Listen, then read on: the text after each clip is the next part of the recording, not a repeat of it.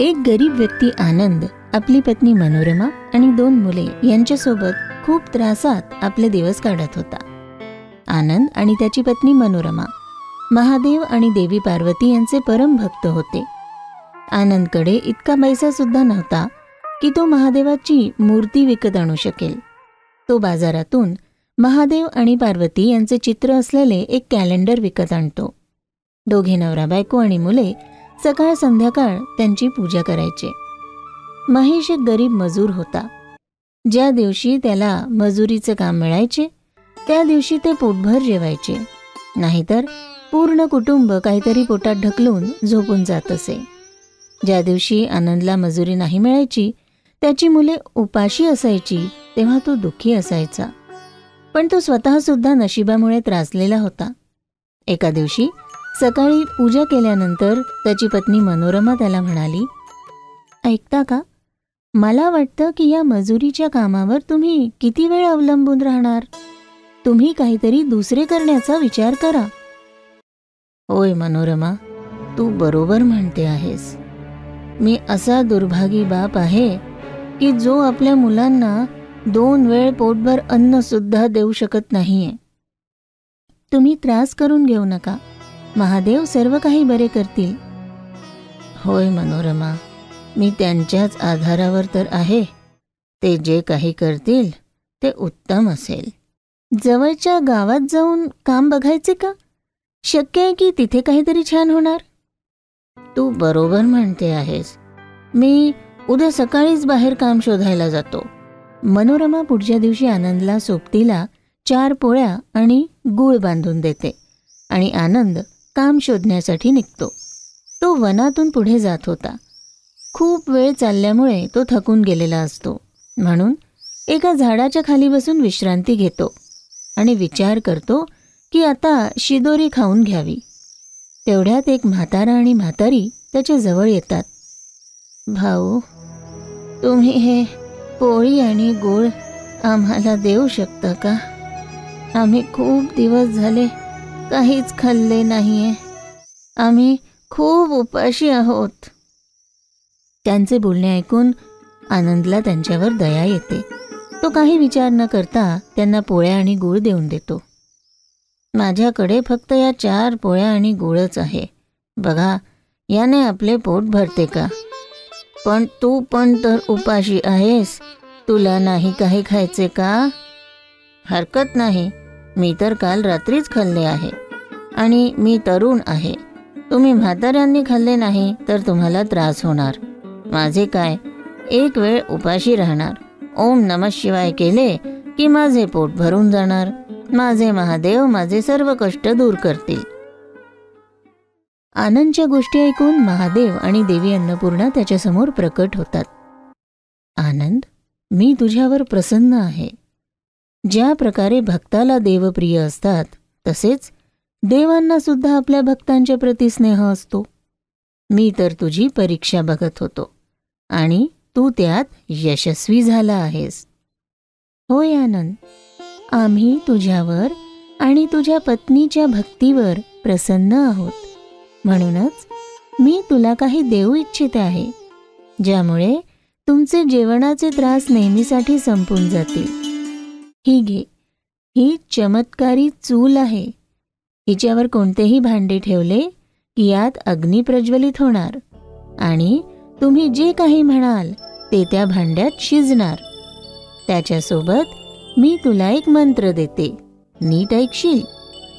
मी महादेवाचा प्रिय पात्र, आईचा स्नेहपात्र, जादूची चूल आता बंद होशील. असे म्हटले की ही चूल शिजवणे बंद करणार. हे प्रभू, मी आपले आणि देवी अन्नपूर्णा यांचे दर्शन करून धन्य झालो आहे. हे देवी, आपण ही चूल मला देऊन हे सिद्ध केले आहे की आपण खरंच अन्नपूर्ण आहात. आपले खूप खूप आभार महादेवा. आनंद ती चूल घेऊन खुश होत घरी येतो. तो आपल्या पत्नीला सर्व काही सांगतो. मनोरमा लवकर एक कढई घेऊन येते. आनंद ती कढई घेऊन चुलीवर ठेवतो तर ती प्रज्वलित होते.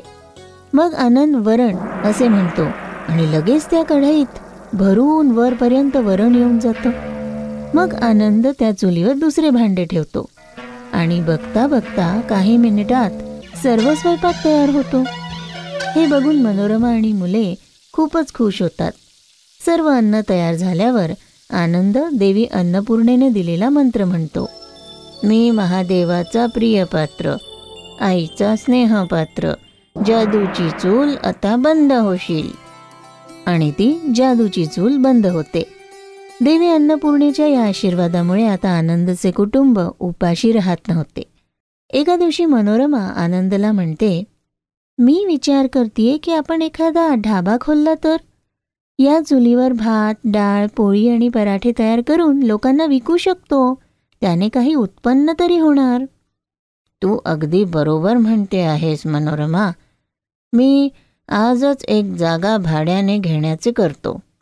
ढाब्याने जे पैसे येतील त्याने भाडे पण भरू आणि घराचा खर्च सुद्धा चालवू.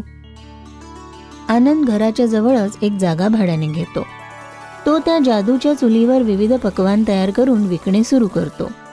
त्याच्या पदार्थांमध्ये इतकी चव होती की सगळ्यांनाच ते आवडू लागले होते. हळूहळू आनंदचा ढाबा चालू लागतो. येणारे जाणारे लोक आनंदच्या ढाब्यावर सकाळचा नाश्ता, सकाळचे जेवण आणि रात्रीचे जेवण असे नियमित करू लागतात. ते सोबत पॅक करून सुद्धा घेऊन जात होते. आणि ज्या मजुरांकडे खाण्यासाठी पैसे नसायचे त्यांना आनंद मोफत जेवण देत होता. हळूहळू आनंदच्या जीवनात सुधार होऊ लागतो. काही दिवसांनंतर आनंदचा एक जुना मित्र त्याच्या ढाब्यावर येतो. अरे आनंद, किती दिवसांनी भेटतो आहे. मी ऐकलंय की तू नवीन धंदा सुरू केलाय. होय धीरज, माझा हा ढाबा खूप छान चालतोय. महादेवाची कृपा आहे. आणखीन शहरात तुझा व्यवसाय कसा सुरू आहे? अरे मला तर वेळच मिळत नाही. तुझ्या वहिनीला गावात फिरायचे होते म्हणून काही दिवस गावात आलोय. हे तर खूपच छान आहे. मग एक दिवस माझ्या ढाब्यावर जेवायला अवश्य ये आणि वहिनींना सुद्धा सोबत आणशील. चल, विसरू नकोस हां, येशील. हो हो, का नाही, आता येतो मी. धीरज मनात विचार करू लागतो. हा गरीब भिकारी एकाएकी समृद्ध कसा काय झाला? मागच्या वेळेस आलो होतो तेव्हा याच्याकडे खाण्यासाठी काही नव्हते आणि आता याने स्वतःचा ढाबा उघडून घेतला. काहीतरी गौड बंगाल आहे. मला याचे गुपित माहीत करायलाच हवे.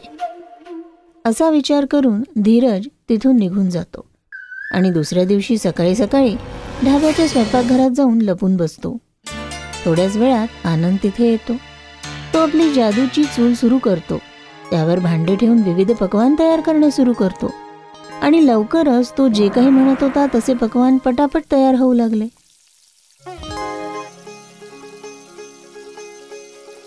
धीरज हे सगळे बघत होता. त्याला त्याच्या डोळ्यांवर विश्वासच बसत नव्हता.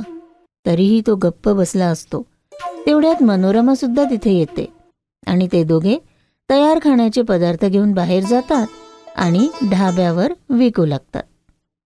आता मागून येऊन धीरज त्यांच्या स्वयंपाकघरात तीच जादूची चूल चोरी करून घेतो आणि आपल्या बायकोसोबत शहरात पळून जातो. संध्याकाळी जेव्हा आनंद आणि मनोरमा आपले ढाब्याचे सर्व काम पूर्ण करून बघतात तर त्यांची जादूची चूल तिथे नसते. मनोरमा, कोणीतरी आपली जादूची चूल चोरली आहे. असे कोण असू शकते जे हे काम करणार? मला तर काही कळतच नाहीये. तुम्ही काळजी करू नका. ज्यांनी पण ही चूल चोरली असेल त्याला त्याचे फळ अवश्य मिळतील. तुम्ही महादेवांवर विश्वास ठेवा आणि हा पण विचार करा की त्यांनी आपल्याला एक मार्ग दाखवला आहे. आता तुम्ही असे करा की बाजारात जा आणि एक नवीन चूल घेऊन या. आपण आपल्या या कामाला मेहनतीने पुढे घेऊन जाणार आहोत. आनंदला आपल्या मेहनतीवर विश्वास होता आणि त्यामुळे त्याने आपले काम पुन्हा सुरू केले आणि नव्याने यश मिळवले. त्याने आपल्या ढाब्याचे नाव शंकर ढाबा असे ठेवले. त्याचबरोबर त्याने आपल्या घरातही शंकर पार्वती यांची एक मूर्ती स्थापित केली आणि त्याची पूजा सुरू केली. इकडे धीरज त्याच्या पत्नीसोबत ती चूल घेऊन शहरात गेला. त्याने त्या चुलीवर एक कढई ठेवली. त्याने ती चूल सुरू झाली आणि त्याने पुलाव असे म्हटले. लवकरच चूल पेटली आणि पुलाव तयार होणे सुरू झाले. पण काही केल्या पुलाव तयार होणे थांबतच नव्हते. अरे हे काय, हा पुलाव तर बनणे बंदच होत नाहीये. त्याने चूल बंद करण्याचे खूप प्रयत्न केले. अरे हे काय, हा पुलाव तर तयार होणे बंदच होत नाहीये. अरे हे काय, असेच चालू राहिले तर पूर्ण खोलीत पुलावच पुलाव होणार.